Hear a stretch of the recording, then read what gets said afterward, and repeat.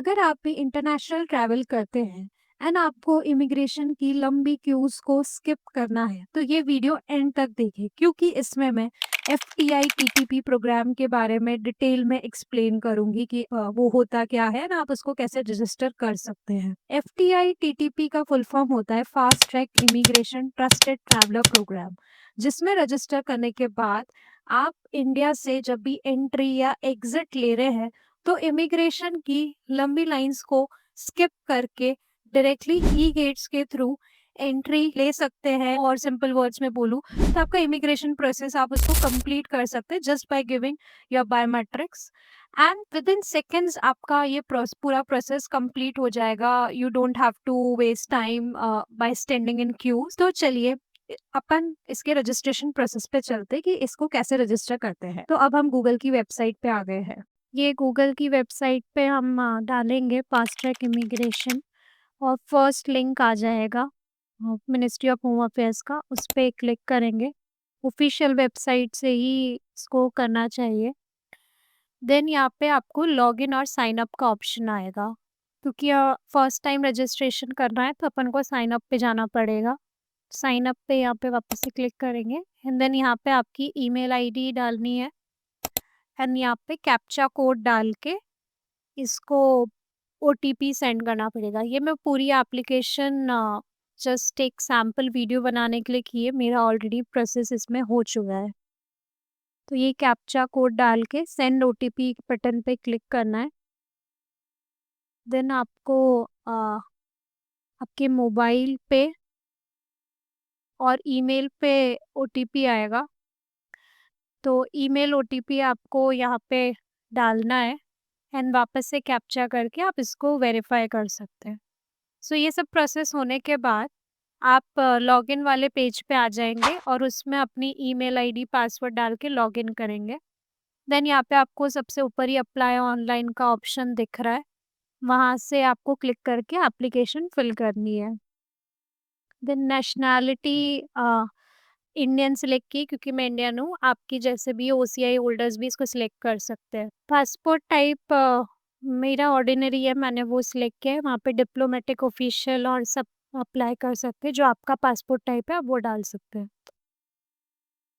Then यहाँ पे applicant details में आप सारी डिटेल्स अपने पासपोर्ट से एग्जैक्ट मैच करके फिल करेंगे, अदरवाइज रिजेक्ट भी हो सकती है एप्लीकेशन। सो ये पूरा पासपोर्ट से ही मैच करना चाहिए। गिवन नेम आपका फर्स्ट नेम आ जाएगा, surname, last name, then date of birth आप फिल कर देंगे इसमें। प्लेस ऑफ बर्थ आपकी जो भी सिटी है आप वो डाल देंगे। पासपोर्ट में आपकी मेंशन्ड है जेंडर, देन आपका father's name, mother's name, passport number, passport issue date, passport expiry date, ये सारे फिल करना है। सारी डिटेल्स आपको पासपोर्ट में फर्स्ट पेज पे मिल जाएगी। आप ये सारा फिल करने के बाद इसमें जो सबसे इम्पोर्टेंट चीज़ आती है वो आता है पासपोर्ट टाइप, ECR और ECNR। सो ECNR क्या होता है? ECR इमिग्रेशन चेक रिक्वायर्ड, ये आपके स्पेसिफिकली पासपोर्ट पे मेंशन्ड होगा, आप आपका पासपोर्ट चेक कर लीजिएगा।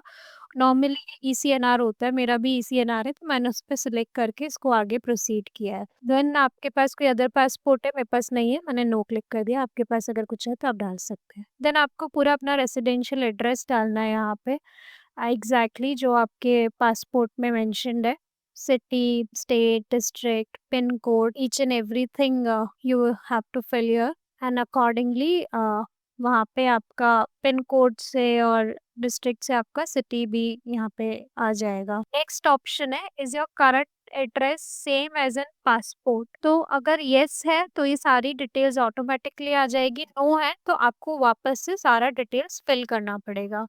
यहाँ पे डिक्लेरेशन है, सारे चेक बॉक्स आपको क्लिक करने पड़ेंगे और फिर उसको आप सेव कर सकते हैं। बट इसमें क्या लिखा है मेजरली जो यही है कि आपकी अब जब भी इमिग्रेशन होगा ई गेट्स पे अब आपको डायरेक्टली जाना है और आपका पासपोर्ट स्टैम्प नहीं होगा। ये सैड पार्ट है, but time is more important. So ये सब चेक बॉक्स क्लिक करने के बाद आप इसको सेव एंड कंटिन्यू कर सकते हैं। देन नेक्स्ट पेज जो आपका ओपन होगा उसमें ये सारी डिटेल्स वापस से आ रही है, आप इसको रीचेक कर लीजिए, अगर कुछ मॉडिफ़िकेशन है तो वो कर सकते हैं, अदरवाइज़ आप सबमिट कर दीजिए।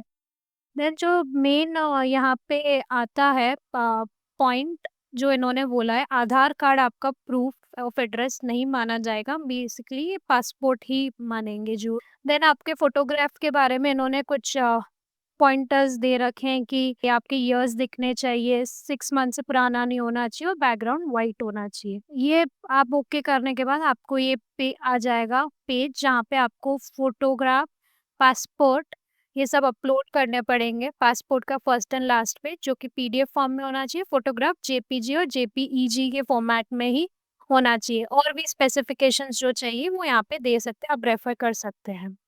देन एक-एक करके आप अपने सारे डॉक्यूमेंट्स यहाँ पे अपलोड करेंगे एंड आप अपलोड पे क्लिक करने के बाद आप देखेंगे कि आपको प्रीव्यू का ऑप्शन आ जाएगा। तो ये प्रीव्यू करेंगे आप। प्रीव्यू में आप देख सकते हैं कि कैसा दिख रहा है। आप उसको क्लोज़ करके सारे मैंने अभी आपको सिर्फ़ एग्ज़ाम्पल बताया, आप तीनों डॉक्यूमेंट्स अपलोड करके उसको सेव एंड कंटिन्यू कीजिएगा। देन आपका एप्लीकेशन जनरेट हो जाएगी, एप्लीकेशन नंबर जनरेट हो जाएगा और आपको मेल पे भी वो आ जाएगा। उसके साथ आपको ये एक क्यूआर कोड भी जनरेट होगा, जो आपके उस पे लॉगिन करने पे आपको दिखेगा। वो क्यूआर कोड आपको इम्पोर्टेंट है जब आप फाइनली एयरपोर्ट पे या एफआरओ ऑफिस जाएँगे, तो वहाँ पे आपको पासपोर्ट के साथ दिखाना पड़ेगा। तो मैं आपको बता देती हूँ इन्होंने जो भी अपने एयरपोर्ट्स हैं, कौन-कौन से हैं जहाँ पे आप ये प्रोसेस करवा सकते हैं, इसकी पूरी ये लिस्ट है। इन सारी एयरपोर्ट्स पे जब भी आपकी इंटरनेशनल फ्लाइट है, आप वहाँ पे जाके और इस प्रोसेस को करवा सकते हैं, बायोमेट्रिक्स देके और एफआरओ ऑफिस के भी ये सारे ब्रांचेज़ हैं जहाँ पे आप जाके करवा सकते हैं, बट एफआरओ में आपको प्रायर अपॉइंटमेंट लेना पड़ेगा। ये जब एयरपोर्ट पे आप आओगे तो आपको इस टाइप का एफटीआईटीटीपी रजिस्ट्रेशन डेस्क दिखेगा जहाँ पे आपको पासपोर्ट, क्यूआर कोड और आपके बायोमेट्रिक्स देने हैं और आपका एप्लीकेशन आगे फर्दर प्रोसेस होगी।